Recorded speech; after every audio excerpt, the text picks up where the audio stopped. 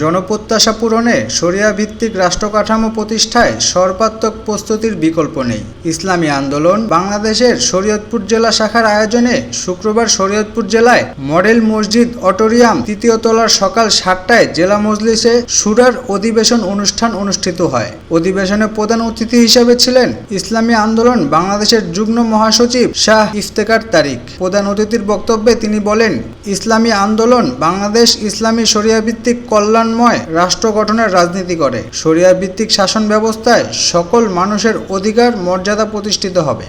এই আখলাকের বিষয়টাকে আপনারা সামনে রাখবেন, আমিও রাখতে পারি।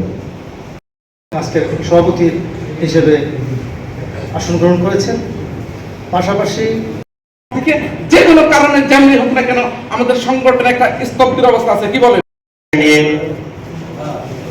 দিক নির্দেশনা আলোচনা পেশ করবেন ইসলামী আন্দোলন বাংলাদেশ শরীয়তপুর।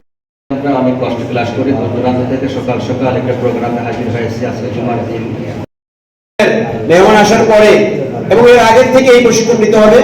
আমরা কোনো মতেই আসসালামু আলাইকুম ওয়া রাহমাতুল্লাহি ওয়া বারাকাতুহু।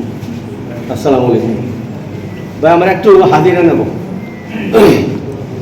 বালং থানা মেহরবানি করে দাঁড়াইলে ব্যক্তি পরিবর্তন হয়েছে, পলিসি অ্যারাইজ করেছে, বিভিন্ন নীতি তার উদ্ভাবন করেছে, ছিলেন ফাউন্ডার ছিলেন।